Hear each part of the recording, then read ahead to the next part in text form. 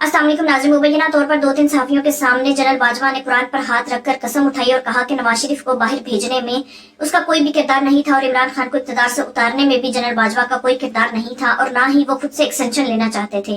इस पर नून लीग के मोहम्मद जुबैर ने सबूतों के साथ जनरल बाजवा की बातों की तरदीद की और हकाइक से पर्दा हटाया।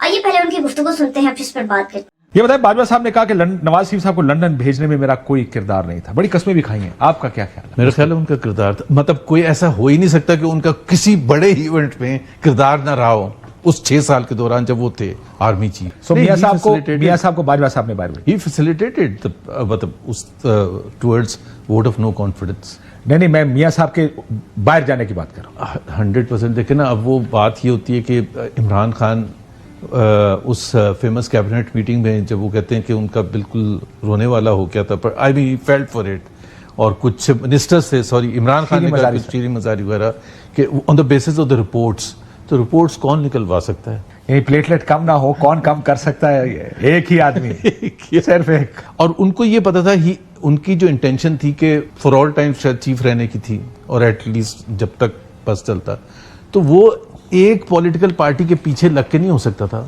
उनको दोनों मेजर पॉलिटिकल पार्टीज की तरफ देखना था।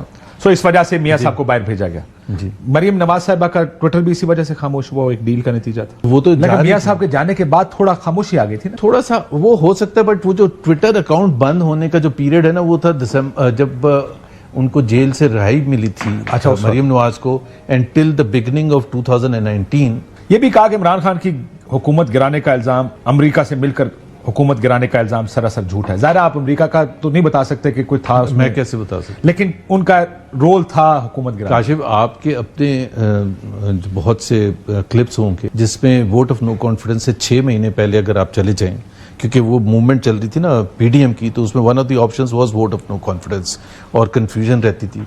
सो हम उसको डिफेंड करते थे कि हम क्यों नहीं कर रहे। उसमें हर पीएमएलएन लीडर बाशमूल मेरे, हम ये कहते थे कि पाकिस्तान में कोई वोट ऑफ नो कॉन्फिडेंस फौज की सपोर्ट के बगैर हो ही नहीं सकता। तो जब वो मोमेंट ऑफ ट्रुथ आया था, तो ये एक मैंने सवाल पूछा था कि हम तो ये कहते रहे हैं कि फौज की मदद के बगैर हो ही नहीं सकता। सबके क्लिप्स मौजूद हैं, और उससे 6 महीने 4 महीने 2 महीने पहले तक हैं, and suddenly this vote of no confidence. तो अब कैसे हो रहा है? तो अब वो क्या जवाब मिला? मसला ये था, हम देखे ना कि कभी ना कभी, एक तो वो देखें, एक रीज़न जो मैं जहाँ तक समझता हूँ बहुत बड़ा रीज़न ये था कि जनरल फैज़ के हवाले से लोगों को खतरात थे कि नवंबर 2022 में वो चीफ बन जाएंगे और खेल ख़त्म हो जाएगा। एक था, ज़ाहिर शौक होता है पावर में आने का। आपने कहा जब मोमेंट ऑफ ट्रूथ आया तो मैंने ये सवाल पूछा, उसका जवाब क्या मिला कि क्यों हम वोट ऑफ नो कॉन्फिडेंस कर रहे हैं? जी, कभी ना कभी कुछ ना कुछ तो कॉम्प्रोमाइज करना पड़ेगा। किसने कहा था? अब ये छोड़ दे, मैं ये नहीं बताऊंगा। बट ये देखें ना, बात ये होती है, आज मुझे नहीं पता पीटीआई कैसे रिएक्ट करेगा, but the reality about Pakistan is कि इट्स नॉट जस्ट कि आप पावर से बाहर हैं, इट इज़ ऑल्सो अबाउट वो जो आपके ऊपर केसेस बने हुए हैं, और वो केसेस गले का फंदा होते हैं। अगर if you never come on the right side, जिस तरह परवेज इलाही का ले लें ना, आप एक एग्जांपल ले लें, 40 साल तक he was on the right side of the establishment, ठीक, और थाने भी नहीं गए 5 मिनट के लिए, एक दफा ऑन द रॉन्ग साइड आए, वो पिछले 1 साल से अंदर बंद है, 15 बेले हो चुकी हैं, केस पे केस होता रहा।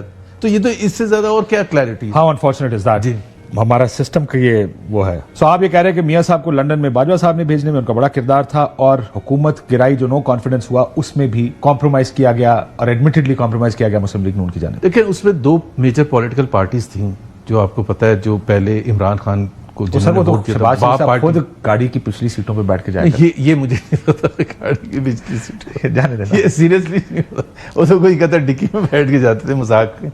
बट बात ये है कि जनरल बाजवा साहब के साथ राब्ते थे ना, जाहिर सी बात है। देखें, एक मैं आपको हिस्टोरिकल बात बता दूं, मलिक साहब को नेगोशिएटर हमारे वाले वाला मलिक अहमद साहब, पता है सारों को, सब पता है सारों का, नेगोशिएटर वाज वेरी क्लोज। ये बताएं कि वो कहते हैं कि मैंने आखिरी एक्सटेंशन की ना कभी ख्वाहिश की, ना किसी के सामने इजहार किया, ना किसी को मजबूर किया। आखिरी कौन सी? ये जो नहीं हुई, जिसके बारे में कहा जाता है? देखें, जो मैंने एक से ज्यादा बड़े ऑथेंटिक सोर्सेज से जो मुझे पता है, बिल्कुल लास्ट मोमेंट तक ट्राई कर रहे थे। इमरान खान ने एक इंटरव्यू में after vote of no confidence ये बताया कि जी जब हमें पता चला कि नून लीग ने उनको एक्सटेंशन की कमिटमेंट की है तो हमने कहा हम भी आपको दे देंगे। उसके बाद थोड़ा सा PMLN जब आ गई हुकूमत में तो वेवर करना शुरू हो गया कि जी ये तो सही नहीं होगा। But till the end, till the very end, November of 2022, he was trying his very best to seek extension. सो नवंबर 2022 तक जी वो एक्सटेंशन की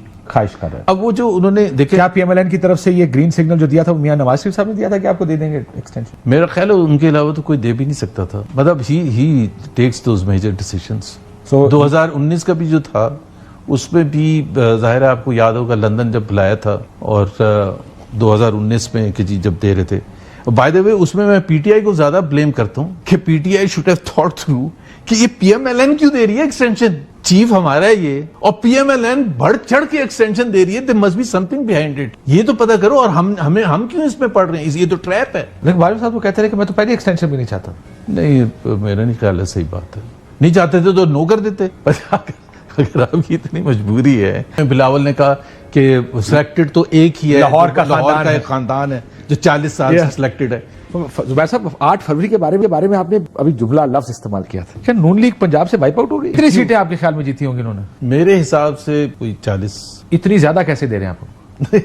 बट जो इस्लामाबाद की निकाल दें, पूरा GT रोड निकाल दें, लाहौर की 10 निकाल दें, पीछे बचती कितनी? 11 निकाल दें लाहौर की, 12 निकाल दें लाहौर की। साउथ ऑफ पंजाब है, बच जाता है। जो आप बचने की बात कर रहे हैं, साउथ ऑफ पंजाब बच जाता है। उधर भी सर यहाँ से देखें, मेरी बात सुनो, 3 इस्लामाबाद की निकाल दें सीधी।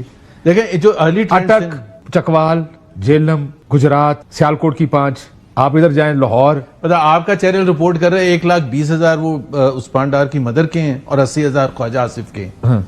तो मतलब आपका चैनल दूसरे चैनल्स इंडिपेंडेंट लोग सारे यही रिपोर्ट कर रहे थे ना। मैं ये माइनस करने पे आए तो सीटें पीछे भाईजान 20-25 ही बचती है।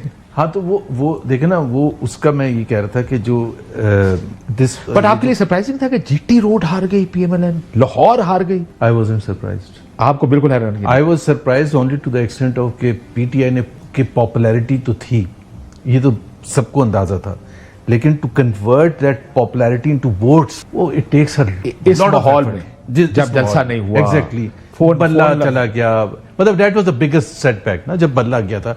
और वो आया 13 जनवरी को, 3 हफ्ते पहले February 8 से, मतलब to adjust to that reality कि अब हम मैनेज कैसे करेंगे। जल्द से हम कर नहीं सकते, पब्लिक को अवेयरनेस कैंपेन नहीं चला सकते, तो सोशल मीडिया से डोर टू डोर ही कर सकेंगे ना। और डोर टू डोर भी करने के लिए 25 बंदा एक साथ नहीं निकल सकता था कहीं भी पंजाब में, कहीं भी KP में। तो वो एक जेजेंटिक टास्क था, वो मेरे लिए बहुत एक अनप्रेसिडेंटेड चीज थी।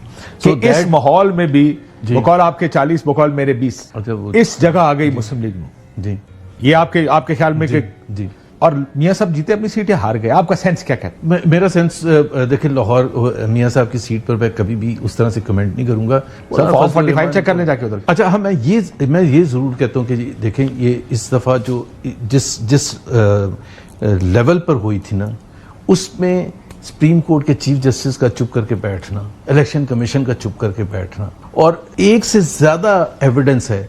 क्योंकि आपने सुना होगा मुस्तफा खोकर वाज नॉट क्लेमिंग कि जी वो जीत गया था अपने हल्के में, वो ये कह रहा था कि जो दूसरा है वो तो ये कह रहा था कि भाई मेरे फॉर्म 45 नून नहीं जीता, हाँ, PTI जीती है और मैं इलेक्शन कमीशन में जाके कहने को तैयार। अब भाई तो उसको भी तो फॉर्म 45 मिले ना, जमात इस्लामी वाले को भी तो मिले ना, जो जीते नहीं है। हाँ।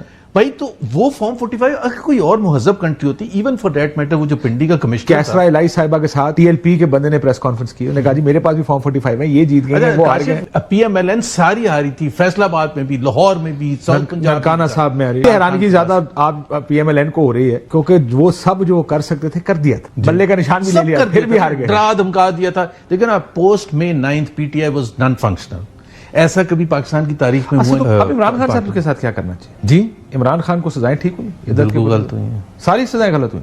तो पाकिस्तान का जुडिशियल सिस्टम ही फेयर नहीं है, तो मैं कैसे कहूं सही हुआ है? सारे गलत काम जो है, जिसकी सजाएं किसी की 10 साल, किसी की 12 साल, किसी की 15 साल, मतलब वो जो कौन सा इद्दत वाला केस था, मतलब पाकिस्तान की तारीख इतनी खराब थी कि ये तो उससे भी, उसके स्टैंडर्ड से भी वर्स्ट था। कौन है ये जो जीनियसेस हैं जो सोचे थे कि परवेज खट्टक की ये पार्टी बनाएंगे तो केपी से इमरान खान का सफाया हो जाएगा, ये सोच थी ना, यही थिंकिंग थी ना। मतलब कोई हद होती है किसी लेकिन ओन चौधरी तो जीते ना जी लॉर्ड। ओन चौधरी, सलमान अकरम राजा, मतलब कैसे मैं, मतलब by the way Aun Chaudhry, I know Salman Akram Raja, outstanding person. मैं मान ही नहीं सकता भाई, इस सीट से तो पीएमएलएन 2018 में नहीं जीता था, 2013 में नहीं जीता था, शफकत महमूद की सीट से तो जीता था। मतलब जब हमारा पीक था उधर से, उस वक्त हम नहीं जीतते थे, अब हमारा इत्तेहादी जीत गया।